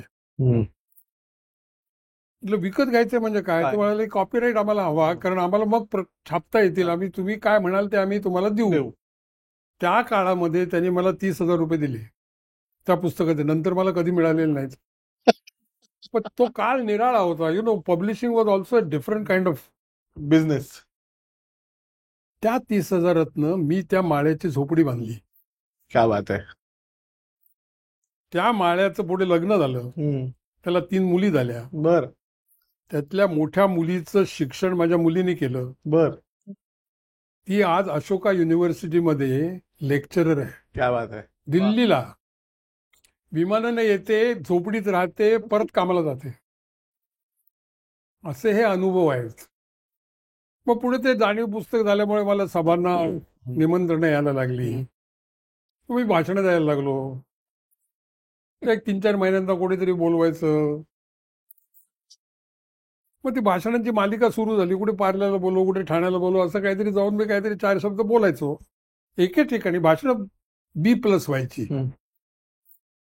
एके ठिकाणी एक मुलगा माझ्याकडे आला आणि म्हणाला की काका तुम्ही म्हणता ते सगळं खरं आहे, पण माझं इंग्रजी माध्यमातलं शिक्षण आहे झालेलं नाही, मला हे काही नीट समजत नाही हो. त्या दिवशी मी मनात ठरवलं की ज्ञानेश्वरीचं इंग्रजी भाषांतर करायचं. काय बात. त्यावेळेला माझ्या मनात सुद्धा नव्हतं की असं पुस्तक प्रसिद्ध होईल. मग करायचं काय, कारण त्याला वेळ जाणार होता. एक गोष्ट माझ्या मनात नक्की होती की माझं इंग्रजी चांगलं आहे. माझं इंग्रजी कॉन्व्हेंटमधलं नाही, माझं मॉडर्न हायस्कूलमधलं तर्खडकरांच्या ग्रामरवर आणि वेनराईटच्या ग्रामरवर झालेलं इंग्रजी आहे. ते माझं इंग्रजी, कारण माझ्या ब्रिटिश जर्नलच्या कुठल्याही शोधनिबंधात एकही व्याकरणाची चूक झालेली नव्हती. हा काय मतलब असेल बुवा, हा पॅरेग्राफ इकडे कर वगैरे तसं झालं होतं, पण काही इंग्रजीमध्ये भाषेवर कोणी टीका नव्हती केली. ते काम सुरुवात करायचं म्हणजे त्याला निदान 2 तास द्यावे लागणार होते. मी असा कधी विचारच केला नाही की हे संपेल की नाही, होईल की नाही की नाही. पण एक गोष्ट माझ्या लक्षात आली की माझा व्यवसाय मला थोडा आवडता घ्यावा लागेल. दुपारच्या केसेस आता शक्य नाहीत. ज्या केसेस होतील त्या फक्त सकाळी होतील, त्यामुळे प्रॅक्टिसवर परिणाम झाला तरी चालेल, परंतु हे काम झालं पाहिजे. त्यावेळेला मला आणखीन एक व्यक्ती भेटली. तिचं नाव सोनिया खरे, म्हणजे प्रसिद्ध नाटककार खऱ्यांची मुलगी. ती ऑक्सफर्ड युनिव्हर्सिटी प्रेसमध्ये होती. तिचं इंग्रजी अफलातून. ती तिथनं सोडत होती किंवा निघत होती. तिला मी जाऊन म्हटलं की मला हे काम करायचं आहे, तू तुम्हाला मदत कर. तेव्हा मी करते. मग कामाला सुरुवात झाली. 1 चॅप्टर झाला, 2 झाले, 3 झाले. मी हाताने लिहायचो, तेव्हा मला संगणक येत नसे. ती घेऊन जायची आणि आठवड्याला 5 पानं 4 पानं असं करत करत तो प्रयोग सुरू झाला. पण हे किती मोठं होईल प्रकरण, किती लांबेल असा तुम्ही काही कधी विचार केला नाही. याचं कारण माझं पोट पाण्याचं सुटलं होतं. म्हणजे मुलं थोडी फार मोठी झाली होती, बायको पार्ट टाइम नोकरी करत होती आणि फारसा काय माझ्या प्लास्टिक आधीच फारशी प्रॅक्टिस नव्हती. का याचं कारण मी कधी कमिशन देत नव्हतो, कधी जाहिरात करत नव्हतो, काहीच करत नव्हतो. हा काहीतरी वाकबगार आहे, याच्याकडे काहीतरी निराळा आहे म्हणून जे लोक येत असत ते येत. पण मी फक्त 1 तास प्रॅक्टिस करत असे. असं त्याने ते सुरुवात झाली. आणखीन एक, आता बोलतोच आहे म्हणून सांगतो, हे माझ्या कुटुंबियांना आवडत नाही. हे काम अर्ध झाल्यानंतर माझा मुलगा अमेरिकेत राहत असे, त्याच्याबद्दलही सांगतो थोडं. IIM अहमदाबाद नावाची एक चीज आहे, मला माहितीच नव्हतं असं काय असतं ते. त्याच्यासाठी एक परीक्षा असते. त्या परीक्षेला 30,000 मुलं त्या काळात बसत असत. त्यात 30,000 माझा मुलगा पहिला आला, तो अहमदाबादला लागला. तिथनं तो मॅनेजमेंट झाला. मग तो सगळ्या जगातली सगळी आपलं काय माहिती आहे ना तुला, बहुतेक लोकांचं. मी एका माझ्या मित्राला विचारलं, तो मुलगा कुठे आहे? तो म्हणला अमेरिकेत. म्हटलं अरे, तो म्हणा अरे एक्सपोर्ट क्वालिटी निर्माण करतो ना आपण. त्या एक्सपोर्ट क्वालिटीमध्ये तो तिथे गेला होता आणि तो एका शहराचा महानगरपालिकेचा ऑडिटर होता आणि तो हे होता, काय म्हणतात, गिर्यारोहक होता. हे पुस्तक अर्ध झाल्यानंतर एका गिर्यारोहणाच्या प्रयत्नात तो पडला आणि गेला. म्हणजे तो पहिला मृत्यू झाला त्यावेळेला ते जाणीव सुरू झाली आणि आता हे दुसरा धक्का बसला. पहिल्या वेळेला जे झालं ते दुसऱ्या वेळेला हे अर्ध काम झालं असल्यामुळे झालं नाही, सावरलो. बरोबर. काही गोष्टी अशा असतात, माझ्यासारख्या माणसाला बाहेरनं तत्वज्ञान घ्यावं लागतं, काही लोकांना तसं नसतं. त्याच्यातली एक उत्कृष्ट उदाहरण म्हणजे माझी बायको आहे. अगदीच ग्राम्य शब्द वापरायचा झाला तर तिला ज्ञानेश्वरीतलं शष्प कळत नाही, पण तिला ज्ञानेश्वरीची गरजही भासत. क्या बात आहे. वा वा. हे सुद्धा महत्वाचं आहे ना. सो ते आम्ही सावरलो. मग तो खरडा तयार झाला, हा प्रसिद्ध करायचा. तो प्रसिद्ध कोण करणार? त्यावेळेला सुद्धा कशा गमती असतात बघ. त्या काळामध्ये तो काहीतरी मला वाटतं रिटायरमेंटच्या आधीचा नंतरचा काळ असेल. गोव्यामध्ये एक कॉन्फरन्स होती. त्यावेळेला आम्ही गोव्याला चाललो होतो आणि माझ्याबरोबर ब्रिटिश जर्नलचा एडिटर होता टोनी वॉटसन, मायकल टेम्पेस्ट नंतरचा. आम्ही दोघं जण आमच्या जीपमधनं चाललो होतो, पण तो कलाकार होता. पण डेरवणला जी शिवसृष्टी नावाची जी गोष्ट आहे ती याला दाखवावी म्हणून त्या शिवसृष्टीत मी घेऊन गेलो त्याला. ती शिवसृष्टी संपून आम्ही मेन रोडला लागणार तर डाव्या बाजूला एक मोठी पाटी बघितली, वालावलकर रुग्णालय. मी टोनीला म्हटलं बघूया करे काय आहे ते. पण मी आत गेलो तर ते वालावलकर नावाचे एक फार मोठे विकासक आहेत, म्हणजे बिल्डर म्हणतात ते. त्यांच्या मदतीनं पुण्यातला जो सहस्त्रबुद्धे आश्रम आहे त्याची जी परंपरा आहे ती त्या डेरवणच्या आसपास मधली आहे. हम्म. सो त्यांनी तिथे ते रुग्णालय काढलं. सो गेलो आम्ही टोनी वॉटसन आत. तिथे सिटी स्कॅन होता, मोठं मोठं एक्सरे मशीन होतं, तिथे काही पेशंट्स होते. तर त्या टोनी वॉटसननी त्या रेडिओलॉजिस्टला विचारलं की सिटी स्कॅनची तुम्ही जर समजा आज ठरलं की सिटी स्कॅन करावा लागेल तर कधी करता तुम्ही? आम्ही लगेच तासाभरांनी करतो. तुम्हाला अरे बापरे, आमच्या NHS मध्ये 2 महिन्याची अपॉइंटमेंट असला. असं करून ते रुग्णालय मी बघितलं. तिथले लोक समोर आले. साधारण माझं नाव होतं रवींद्र सत्ते वगैरे वगैरे. ते एका तिथल्या डॉक्टरने मला विचारलं की तुम्ही इथे येऊन प्लास्टिक सर्जरी कराल का? म्हटलं मी करीन. त्याच्यातनं मी डेरवणला जायला लागलो. ते गाडी पाठवायचे आणि मी माणसं जमा करून तिथे जायचो. 10-15 शस्त्रक्रिया करायचो, 2 दिवस थांबायचो आणि परत यायचो. हे जेव्हा इंग्रजी भाषांतराचं आलं, मी तुम्हाला म्हटलं तसं मी चतुर आहे. तर करायचं काय? तर 2 स्रोत मला दिसले. एक, मी या लोकांना म्हटलं की मी असं असं केलं, हे तुम्ही पब्लिश करा. त्यामुळे आम्ही करू. पैसे आणखीन लागणार होते म्हणून मी महालक्ष्मी टेम्पल ट्रस्टकडे गेलो. तिथे आमची मीटिंग झाली. सर ट्रस्टीज भेटली, असं तसं. मी म्हटलं असं असं माझं प्रपोजल आहे, याला एवढा एवढा खर्च लागणार आहे, तेव्हा तुम्ही द्याल का? नेहमीप्रमाणे होईल न होईल मी तिथं बाहेर पडलो. 1 महिन्यानी त्यांना फोन केला. त्यामुळे आम्हाला येऊन तुम्ही भेटा. बरे सगळे ट्रस्टीज बसले होते. मी म्हटलं असं असं आहे, तुम्ही लवकर निर्णय करा, म्हणजे मला लोकांना दुसऱ्यांदा विचारता येतील. पण जरा थांबा तुम्ही. त्यांच्यातला सेक्रेटरी वरती गेला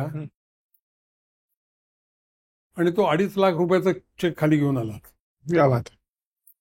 हे वालावलकरांनी तो समारंभ करण्याचं केलं. गंमत अशी झाली की मौज प्रकाशननी 2.5 लाखाचं मला बजेट दिलं होतं म्हणून मी 2.5 लाख मागले ते. तर ते मौजवाले म्हणायला लागले आमचं चुकलं, आणखीन 3-4 हजार काहीतरी लागणार आहे. म्हणलं ह्याला मी आता कुठनं घालणार?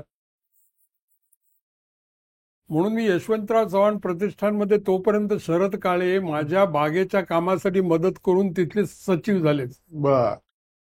मी त्यांना गळ घातली. त्यामुळे खरडा पाठवा, कारण ते ब्युरोक्रॅट ना. अतिशय चांगला माणूस पण पद्धतशीर. आणि तो खरडा घेतला आणि मला म्हणाले दोघांकडे आम्ही पाठवतो. त्यांनी जो हो म्हटलं तर आम्ही विचार करू. त्याच्यामध्ये एक होते मवा धोंड, दुसरे होते मोदी पराडकर. ते फार मोठे संस्कृत आणि हिंदीचे स्कॉलर होते. त्याच्यापैकी धोंडाने मला फोन केला आणि पराडकरांनी फोन केला. ठीक आहे म्हटलं, अहो पण तुम्ही काहीतरी लिहून पाठवा. तर म्हणजे आम्ही काय लिहून पाठवणार? मी शरद काळे म्हटलं, अहो तुम्ही त्यांना फोन करा. काळे म्हणाले तुम्ही फोनवर जे सांगाल ते आम्ही उतरवून घेतो. असं तरी ते पास झालं. ते पुस्तक प्रसिद्ध झालं. पहिल्यांदा 500 प्रती काढल्या होत्या. तर नेहमीप्रमाणे जाणीवच्या वेळेला मी जे केलं तेच केलं. मी ओळखीच्या लोकांना बोलवलं आणि 500 रुपये कोणी घेतले, त्यामुळे पैसे निघायला लागले. दुसरी निघाली, तिसरी निघाली. मी डोक्यावर पुस्तक घेऊन सगळीकडे जात असे. कुठे भाषणाला गेलो की 4 प्रती घेता का माझ्या, 4 प्रती घेता का? नंतर एक अशी घटना घडली, त्याच्यामध्ये परत माझ्या बायकोची हुशारी आहे. तो रवींद्र, तू हे किती दिवस करणार आहेस? इथे शेजारी कीर मार्गावर एक पब्लिशर आहे. तो ऍक्च्युली आहे बुक विक्रेता, पण तो इकडचं तिकडचं पब्लिशिंग करतो. त्याला तू का जाऊन विचारत नाहीस? तो कच्ची आहे. त्याच्याकडे मी गेलो. तर साहेब तुम्ही 2-3 दिवस પછી આવો. 2-3 दिवसांनी मी गेलो. तर मला હું કરવાનો છું. He had the vision.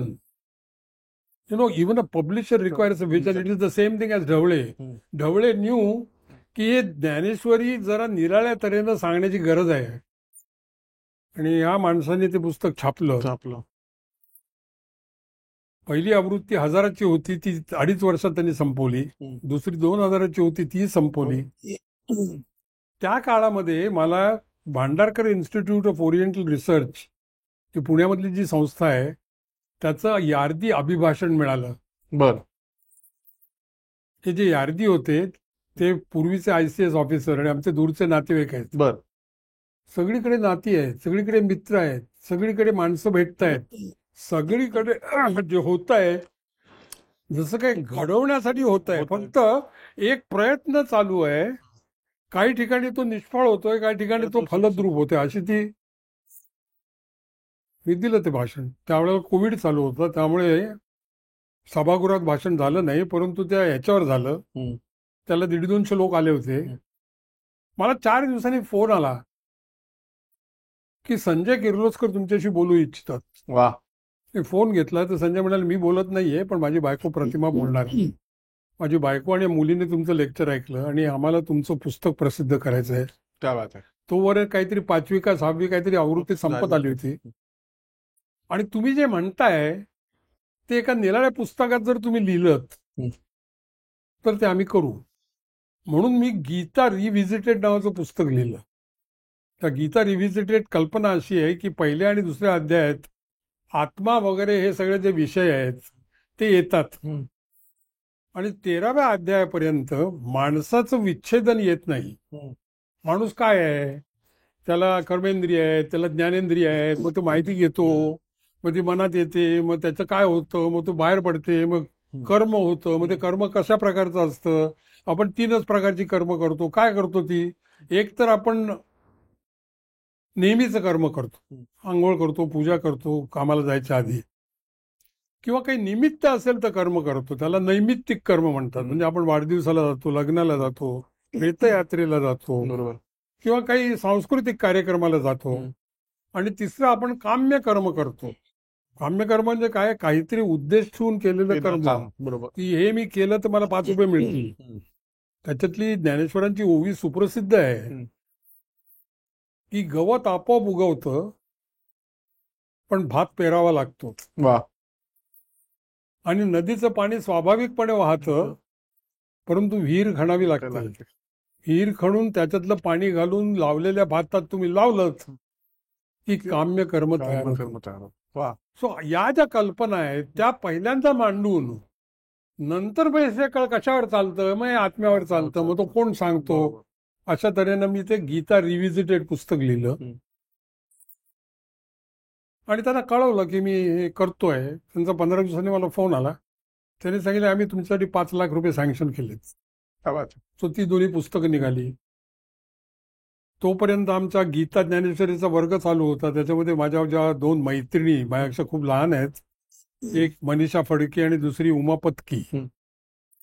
मनीषानी PhD केली आहे ज्ञानेश्वरीत, आणि उमा त्यावेळेला जात होती किंवा जाऊन आली होती. तिने केरळमध्ये अध्यात्माचा कोर्स केलाय, चिन्मयानंद वगैरे त्या लोकांचा. त्यामुळे म्हटलं तुम्ही याचं मराठीत भाषांतर करा. मग ते मराठीत भाषांतरासाठी प्रकाशक मिळाला, ते प्रसिद्ध झालं. अशा तऱ्हेनं माझ्या तत्वज्ञानातल्या पुस्तकाचा प्रवास सुरू झाला. पण रवींद्र काका, द जिनियस ऑफ ज्ञानेश्वर हे नाव ठेवायचं काय कारण? याचं कारण प्रतिभा. तुम्ही अर्थात त्याच्यामध्ये पण गंमत आहे. जे नाव ठेवलं होतं me the genius of Dnyaneshwar, ते त्याच्या प्रतिभेला स्पर्श करणारा म्हणून ते ज्ञान ठेवलं होतं. बरं. पण हे पुस्तक घेऊन मी जेव्हा त्या कच्ची व्यापाऱ्याकडे गेलो तेव्हा तो म्हणाला हे कव्हर आणि या नावाने पुस्तक खपणार नाही, याच्यावर ज्ञ काढून चालणार नाही, याच्यावर ज्ञानेश्वरांची मूर्ती हवी आणि त्या मूर्तीच्या वरती गीतेचा उल्लेख हवा. सो मग the miraculous rendering on the Gita असं त्या पुस्तकाचं नाव झालं. आणि मग ते बाजारात खपलं. प्रत्येकाची मदत होतं. तो म्हणाला तुम्ही या गोष्टी करू नका, ते काम माझ्यावर सोडा. आता त्याचा 7वा प्रिंट, आता तो कल्पना कर, ते 500 रुपयाचं पुस्तक 750 झालं, मग 1100 झालं, मग 1250, 1400 होत. तो म्हणाला मी हे पुस्तक 1499 रुपयाला 1,500 प्रति खपवीन, मी ते जुलैमध्ये काढणार. आणि त्याने मला आणखीन एक गोष्ट सांगितली की मी एवढा व्यापार करतो, पण तुम्ही गेल्यानंतर हे पुस्तक राहायला पाहिजे. म्हणजे ही इज व्हेरी रिअलिस्टिक. मी आता 86 वर्षाचा आहे. मी त्याला म्हटलं की बघ, हे ठेवायचं असेल तर आपण किंडलवर करू. ते किंडलवर झालं, कारण त्याचं काहीच नसतं ना, काय लागत नाही, काय करायला लागत नाही, किंडल वगैरे सगळं ठीक आहे. हे पुस्तक बांधणीत पाहिजे. अशा तऱ्हेनं ते त्या स्थितीमध्ये आलं. आता मराठीच्या पुस्तकांच्या बाबतीत पण गंमत झाली. जाणीव पुस्तक विंदांनी वाचलं वा. आणि विंदांनी मला सांगितलं की फार सुंदर पुस्तक झालं, असं झालं तसं झालं. त्यावेळेला शहाबानो खटला झाला बर. आणि राजीव गांधीने ते सगळं बदललं.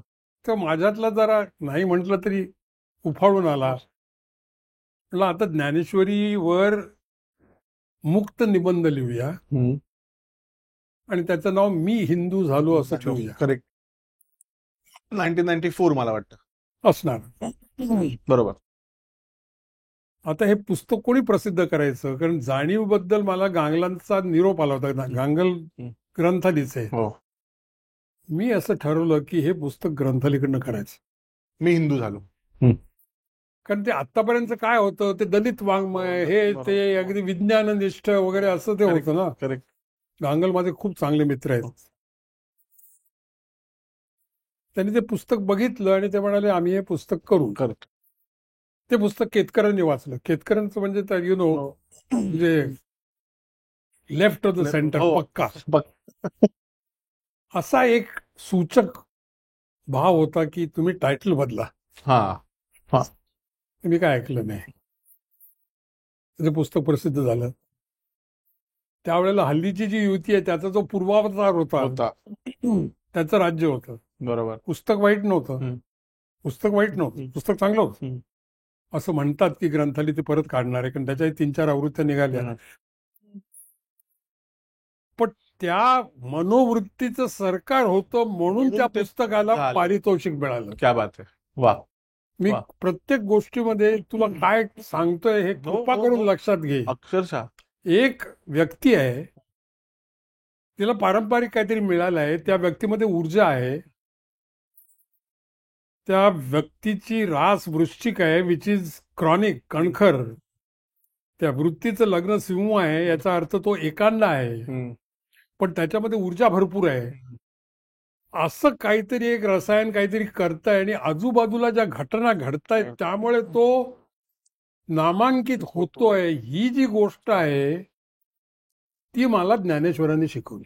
क्या बात आहे. ती मला ज्ञानेश्वरांनी शिकवली की मी केले, मी घडवले ही गोष्ट सोड. 12व्या अध्यायामध्ये उत्तर ती भांजणी आहे, ती कशी ती सांगतो. 11व्या अध्यायात विश्वरूप दर्शन आहे. विश्वरूप दर्शन झाल्यानंतर अर्जुन म्हणतो की मला हे नको आहे, हे माझ्याच्याने होणार नाही.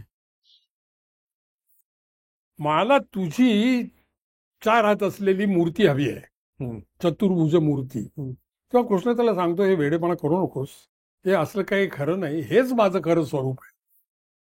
तेव्हा तो म्हणतो की अरे तू सोडून माझी काया, मिठी मारतोस माझ्या छाया, असं काहीतरी ती ओवी आहे. सो ती त्याला म्हणतीये की हे मूर्तीपूजा वगैरे. त्याच्यानंतर 12वा अध्याय सुरू होतो. त्यावेळेला ज्ञानेश्वर पहिल्यांदा असं सांगतात की ही जी अव्यक्त गोष्टी आहे त्याची उपासना करणं फार अवघड आहे. कसं अवघड आहे? पावसाळ्याचं घर असावं लागतं, उन्हाळ्याचं वस्त्र पांघरावं लागतं, झाडांशी संवाद करावा लागतो, एकटेपणा अनुभवावा लागतो, आणि बऱ्याच वेळेला लोक हे सोडून देतात. मग करायचं काय? म्हटलं तर श्रीकृष्ण साहेब समोर येतात आणि म्हणतात माझी आठवण कर, तेही तुला जमलं नाही तर क्षणभर तरी कर. काय बात आहे. किंवा जे करशील ते मला अर्पण कर. तेही तुला जमत नसेल तर नुसतंच अर्पण कर. तेही तुला जमत नसेल तर तुझे जे कुळाचार आहेत ते नीट सांभाळ. परंतु मी केले आणि मी घडवले असे म्हणू नकोस. असं तो 12वा अध्याय सपोज टू बी भक्तियोगाचा जो अध्याय आहे तो भक्तियोगाचा नाहीच आहे, तो सगळ्यात व्यावहारिक अध्याय आहे. क्या बात आहे.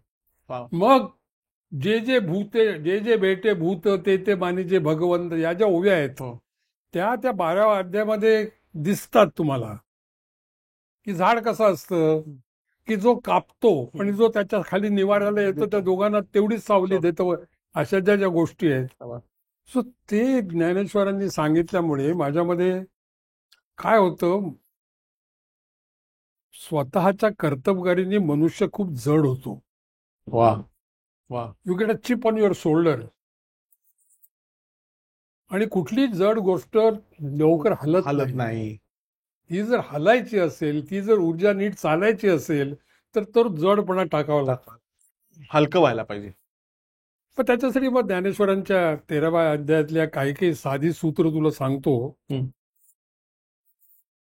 माणसाला होतं तरी काय? तू जगतोस ना, तुला होतं काय? तू बाहेरची माहिती घेतोस आत, पण तुला काय होतं? काही फारसं होत नाही. 3च गोष्टी होतात. तुला आवडलं तर तुला सुख होतं, आवडलं नाही तर दुःख होतं.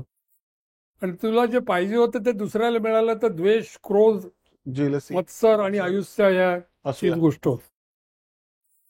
दुःख पचवता येतं. सुखाने माजू नका आणि दुःखाने गांजू नका, हे करता येतं. असूया, द्वेष, मत्सर, क्रोध आणि सतत काम किंवा संकल्प हे एका अर्थाने तुमचे फार मोठे शत्रू असतात. म्हणून प्रत्येक गोष्ट बघताना मला काय होतंय, आज संध्याकाळी मी आलो, आज दिवसभरात काय घडलं? जाताना ट्रॅफिक जॅम होता, पार्किंगला जागा मिळाली नाही, दुःख दुःख.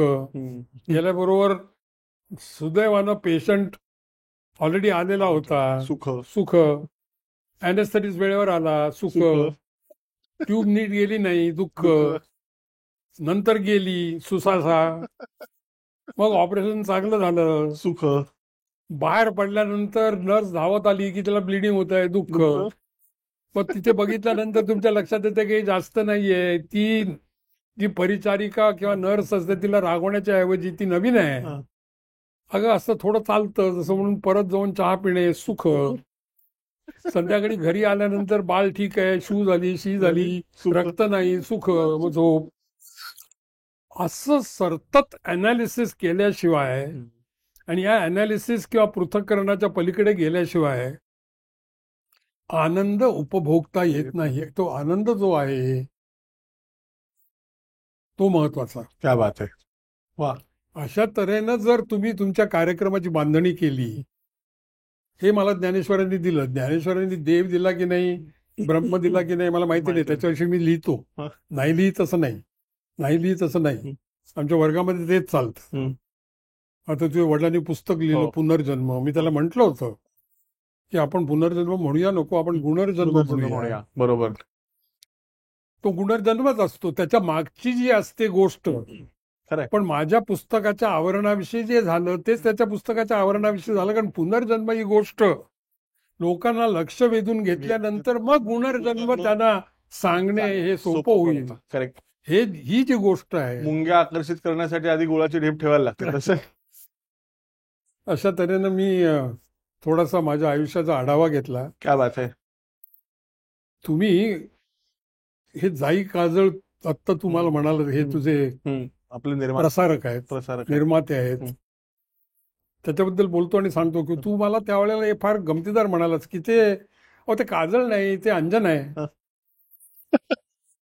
ते अंजन शब्दाची गोष्ट अशी आहे की डोळा अंजन भेटे तेव्हा दृष्टीची वास सापडे, असं काहीतरी ज्ञानेश्वरांची ओवी आहे. म्हणून मी त्या अंजन शब्दाच्या मागे होतो. अंजन शब्द गुरुने तुमची शिक्षा केल्यानंतर जे घातलं जातं त्याला शब्द आहे. क्या बात आहे. आणि अंजन शब्द मी शोधत असताना, कारण माझ्याकडे 12 शब्दकोश आहेत, तो कुठला आला शब्द? तो शब्द अनॉइंट या शब्दातनं साम्य दाखवतो. कारण पाश्चिमात्य परंपरेत शिष्यवृत्ती झाल्यानंतर तो जेव्हा पाद्री होतो तेव्हा त्याला अनॉइंट करतात, किंवा आपला ज्या वेळेला गुरुचा सोडून जातो तेव्हा त्याच्या डोळ्यात अंजन घाललेलं असतं. हा जो संबंध आहे. अशाच बऱ्याच लहान सहान गोष्टी शोधून काढल्या. राजहंस कर्दमी रूपला असं अर्जुनाचं वर्णन आहे ज्ञानेश्वरीत. कर्दम कसला आहे? भावनांचा आहे. तो आहे कसा? तो राजहंस आहे. तो सुद्धा गुंततो. मी विचार करत बसलोय, राजहंस. तर मी असा विचार करत असताना माझी मुलगी ती खूप मस्त आहे. ती म्हणाले, बाबा राजहंस कुठे चिखलाजवळ कधी जातच नाही. राजहंस फक्त स्वच्छ नितळ पाणी असतं तिथे जातो. म्हटलं बा हा काय आहे? म्हणून मी आपटे शब्दकोशात राजहंसाचा अर्थ बघितला. त्याचा अर्थ फ्लेमिंगो असा दिलाय. आता ती ओवी पटली कारण फ्लेमिंगो चिखलात बागडतो. हा चिखलात बागडणारा जो अर्जुन अर्जुन होता होता. त्याला सगळं माहिती होतं ना, काय सगळं झालं होतं, तो तिथे रुतला. रुतला. एक गोष्ट लक्षात ठेवा, गीता खूप श्रेष्ठ आहे, हम्म. श्रीकृष्ण खूप श्रेष्ठ आहे. मला परवा देगलूरकरांनी सांगितलेलं एक वाक्य फार आठवलं. श्रीकृष्ण ज्ञानेश्वरांनी येऊन भेटला आणि म्हणाला, ज्ञानेश्वरांनो, तुम्ही जे केलं ते मला जमलं नसतं. क्या बात आहे. वा. मला एकतर घाई होती, दुसऱ्यांनी जे सगळं करून ठेवलं होतं त्याचं सगळं कंपायलेशन मला करत होतं, मला सुद्धा होतच. पण तुम्हाला खूप मोठी प्रतिभा होती हो. वा. आणि म्हणून त्या दृष्टीनं पहिल्या 50-60 ओव्यांबद्दल आपल्याला कधीतरी आपण वेळ मिळाला तर बोलू. नक्कीच नक्कीच. म्हणून तो जिनियस ऑफ ज्ञानेश्वर शब्द आला. वा. मी खूप ठिकाणी बोललोय, हम्म. पण आज सर्वप्रथम मी मन मोकळं करून माझं आयुष्य उलगडून दाखवताना क्या बात आहे.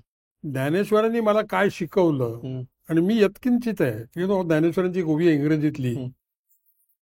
किंवा मराठीत सांगतो, माशीच्या पंखाची एक फडफड संपेपर्यंत माणसाचं आयुष्य जातं. A single flutter of the fluttering wings of a fly as compared to the eons of time gone by, असं माणसाचं आयुष्य क्या असतं. बात आहे. वा वा. त्याच्यामध्ये या घटना घडतात. मी आज आहे उद्या नाही, माणसं असतील. पण तुमचा हा जो उद्योग आहे ना, याने मी खूप प्रभावित झालो आहे. आणि तुम्ही ज्या तऱ्हेच्या लोकांना एकत्र करताय आणि त्यांच्याकडनं जी माहिती घेताय ती समाजाच्या दृष्टीनं फार उपयोगी आहे. राजकारणी तर असतातच आणि ते असावेच लागतात. Wherever there is people there is politics, हा तो प्रश्न आहेच. आहेच. अहो, त्यांचं पण आयुष्य काय साधं असतं का हो? कोणाचं आयुष्य साधं असतं? त्यांना काय काय करावं लागतं. अहो, त्यांना टेफ्लॉनपेक्षा जास्त निर्लज्जपणा करावा लागतो. त्यांची पण कीव करा कधीतरी. अगदी खरंय. सो अशा दृष्टीनं जे जे बेटे भूत ते ते मानिजे भगवंत. वा. आणि तुला आणखीन एक गंमत सांगतो, ही जी ओवी आहे हम्म. ही ज्ञानेश्वरीतील ओवी प्रक्षिप्त आहे असा एक वाद आहे. हम्म. अच्छा. परंतु ती ओवी मूळ राजवाडे प्रतीत नाही, बरं. पण ती आहे. ती कोणीतरी ज्ञानेश्वरांनी प्रभावित केलेल्या माणसाने तिथे आणलेली आहे. म्हणजे तेच झालं ना. म्हणजे जसं कहे तर कबीरा म्हणून काही हल्ली लिहित हो, हो. सुटतात किंवा ती ओवी फार गमतीदार आहे ना. सर, सांगायचं कारण असं की इंग्रजीत म्हणायचं झालं तर you indulged in me today. क्या तुम्ही माझे लाड केलेत. थँक्यू. नुसतंच नव्हे, इंटरव्हल मध्ये मला तुम्ही आमरस दिलात आणि मला डायबिटीस असून तुमच्या प्रेमामुळे तो मी घेतला. नाही काय रवींद्र काका, मुळात आभाळाची माणसाची आपली कल्पना अशी आहे की याचं डॉक्युमेंटेशन पुढची 50 वर्ष लोकांनी ऐकत राहायला पाहिजे. त्याच्यामुळे जसं तुम्ही म्हणलात की आज आहोत उद्या नाही, सगळ्यांच्या बाबतीत ही घटना घडणार आहे की आज सगळे आहेत उद्या कोणीच नसणार आहे, तरी सुद्धा ह्या मीडियामधनं ही गोष्ट राहिली पाहिजे. आणि आमचे निर्माते जे आहेत जाई काजळ, त्यांची ही अतिशय महत्वाची विजन आहे की ते असं म्हणतात की मी जेव्हा जाईन तेव्हा मी माझ्या मुलीला काय देऊन गेलो हे जास्ती महत्वाचं आहे, किती ठेवून गेलो याला महत्व नाहीये. तर त्यामुळे हा सगळा प्रपंच हा त्यांच्यामुळे चालतो. स्मृतिगंधाचे आपल्याला त्या परिवाराचे पण आपल्याला हेल्प आहे आणि त्यामुळे हा प्रपंच चालतो. रवींद्र काका, मी तुम्हाला कन्क्लुजनकडे याच्या आधी एक प्रश्न विचारतो. तुम्ही ज्ञानेश्वरी आणि भगवद्गीता याची तुलनात्मक जर करायची झाली, याची तुलना एकत्र करायची झाली तर तुम्ही कशा पद्धतीने ती मांडाल? मी गीतेच्या रचनेबद्दल तुला सांगितलं, ते युद्धभूमीवर ते झालं असणार, ते थोडंफार झालं, मग त्याच्यानंतर त्याच्यावर ऍडिशन झाल्या, असा एक इतिहास आहे. असं एक म्हटलं जातं की दुसऱ्या तिसऱ्या अध्यायानंतर गीता संपली. तिथे कृष्ण त्याला जे सांगतो ते असं आहे की व्यावसायित्मक बुद्धी जर तुझ्याकडे असेल तर तुला कुठलाही प्रश्न पडणार नाही. भावना ठेव तू, बुद्धी ठेव तू, मन तुझ्या व्यवसायात्मक मध्ये गुंतलेलं असेल तर मग तो शत्रू कोण आहे, काय होणार आहे याच्याकडे लक्ष जाणार नाही. सो ते झाल्यानंतर दुसऱ्या तिसऱ्या अध्यायानंतर कर्मयोगानंतर गीता संपते असं म्हटलं जातं. पण ती संपायची नव्हती म्हणून मग आणखीन काही अध्याय आले आणि त्याची संगती आहे की नाही याच्याबद्दल वाद आहेत. पुण्याचे खैर नावाचे गृहस्थ आहेत, त्यांनी असं म्हटलंय की गीतेमध्ये 3 लेखक आहेत. हम्म. एक लेखक कोरडा आहे, हम्म. तो तत्वज्ञान सांगतो. हम्म. दुसरा लेखक असं म्हणतो की हे तत्वज्ञान ठीक आहे, परंतु हे तत्वज्ञान कोण सांगतो याला महत्वाचं आहे. हम्म. कारण माणूस हा भावनाप्रधान गोष्ट आहे. हम्म. तेव्हा जो प्रेम, ज्याचं प्रेम आपल्यावर आहे, तो जर सांगत असेल आणि तो जर शक्तिमान असेल तर तो दुसरा लेखक आहे. हम्म. जो तिसरा लेखक आहे तो व्यवहारी आहे. हम्म. तो कोरडं आणि ओलं याचं संगम करून शेवटच्या 6 अध्यायामध्ये प्रकट झाला आहे. असं एक, आता हा ग्रंथ समोर ठेवून ज्ञानेश्वर बोलणार आहेत. हम्म. वा. माझ्या मनात असं आहे की ज्ञानेश्वरांना कळतं. ज्ञानेश्वरांची पार्श्वभूमी काय, ते शैव आहेत. हम्म. ते शैवपंथी आहेत, कारण त्यांचा जो पंथ आहे तो निराळा आहे. निवृत्तनाथांनी सांगितलं म्हणून एक गीतेवर बोलणार. मग काय झालंय त्याच्यामध्ये, काय झालंय ते असं की ते आपलं मधनं मधनं सांगतायत. शिवशक्ती ही जी कल्पना आहे ती काय मोनिस्टिक किंवा एकलत्व अशी कल्पना नाही, पण ती मधनं मधनं सांगावी लागते. आता ते जेव्हा कुंडलिनी सांगतात, ते कुंडलिनीचा आणि गीतेचा कणभरही संबंध नाही. तर ते कुंडलिनी सांगण्याच्या आधीच्या ओव्या आम्ही आता परवाच बघितल्या. श्रीकृष्ण स्तुतीच्या 60 ओव्या आहेत, काही कारण नसताना. ज्ञानेश्वरांचं दुसरं एक आहे, ते जेवढ्या ओव्या श्रीकृष्णाबद्दल सांगतात तेवढ्याच ओव्या मोजून गुरुबद्दल सांगतात. कारण त्यांच्याकडे वडिलांचं नाव सांगण्याची पद्धत नाही, त्यांच्याकडे गुरुचं नाव सांगण्याची पद्धत. श्रीकृष्ण काय हा गुरुसारखा नाही, हा अवतार आहे. तो अवतार सांगणं आणि गुरु सांगणं या गोष्टींचा समन्वय कसा करायचा ते ज्ञानेश्वर करून घेत आहेत. आणि तरी सुद्धा स्वतःचा मधनं मधनं सांगतायत. अशा तऱ्हेनं जर तुम्ही ज्ञानेश्वरीकडे बघितलं तर माझ्या डोक्यात जास्त प्रकाश पडतो. कारण तो जो निष्काम कर्मयोगाचा जो मूळ मुद्दा आहे तो प्रेमाने कसा सांगावा हे ज्ञानेश्वरांकडनं शिकावं. आणि थोडा लांबून सांगावा लागतो. असं करून आता ही जी मी तुम्हाला सांगितलं की गवत उगवतो पण भात पेरावा लागतो, आता हे गीतेत कुठे आहे? किंवा प्रपंचाचे ज्ञान ते विज्ञान हे गीतेत कुठे आहे? नाहीच आहे ना. प्रपंचाचं ज्ञान ते विज्ञान ही एकदा बैठक झाली, मग त्या विज्ञानाच्या 1000 शाखा असतील, पण त्या 1000 शाखा जरी माणसाला असल्या तरी त्याला जर ज्ञान नसेल तर वधूवर नसताना नगारे वाजावेत तसा प्रकार होतो अशी ओवी जर असेल तर ते समजायला सोपी जाते ना. खरंय. तर त्या दृष्टीनं ज्ञानेश्वरांकडे बघायला पाहिजे. आणि कधीतरी मी अगोचरपणाने म्हणतो की ज्ञानेश्वरीतल्या ज्या पहिल्या 55 ओव्या आहेत त्याबद्दल 1-1.5 तास बोलता येईल एवढी माहिती आणि मतलब आपल्याकडे आहे. क्या बात आहे. आपण नक्की याच्यावर विचार करूया. याचं कारण नुसतं आद्या, वेद प्रतिपाद्या, स्वसंवेद्या आणि आत्मरूपा या 4 शब्दावर ज्ञानेश्वरांनी एक स्वतंत्र उपनिषद लिहिलेला आहे. क्या बात आहे. वा वा. आणि हा माणूस मराठी होता. त्याच्याबद्दल किती अभिमान असावा माणसाला. याचं म्हणजे लोक आपण फारच सुदैवी होतो, फारच सुदैवी आहोत. आपण करंटे निघालो की नाही हा प्रश्न निराळा. पण हा करंटेपणा कमी करण्यासाठी क्या बात आहे. ज्यावेळेला मी ज्ञानेश्वरी वाचायला सुरुवात केली तेव्हा कोणीतरी एक रिमार्क झाला, तुला कळलं की नाही रवीन ज्ञानेश्वरीच्या भानगडीत पडला. म्हणजे हा प्रॅक्टिस मधनं उठला. म्हणजे लोकांना असं वाटलं की आता संसार सोडणार. बायकोलाही थोडा संशय होता, म्हणजे काय चालवलंय का. म्हटलं तू कन्सल्टिंगला म्हणला मी जाणार आहे. भानगड हा शब्द बघ, जेव्हा भान गाडलं जातं तेव्हा भानगड होते. क्या बात आहे. वा वा. सबस्टन्स हा शब्द बघ, सबस्टन्स जे उभं आहे त्याच्या मागचं सब स्टेशन काय आहे. सो प्रत्येक शब्दामध्ये आपल्या तत्वज्ञान दडलेलं आहे.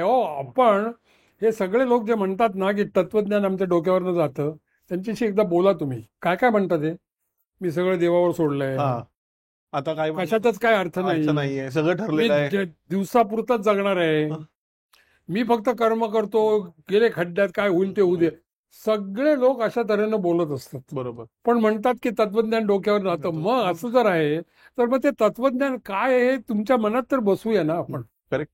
म्हणजे तुम्ही जे बोलताय त्याच्या मागची पार्श्वभूमी जर समजून घेतली तर तुम्ही ते बोलणं थांबवाल आणि तत्वज्ञानाप्रमाणे वागाल अशी परिस्थिती निर्माण होते. काय बात आहे. म्हटलं तसं हं.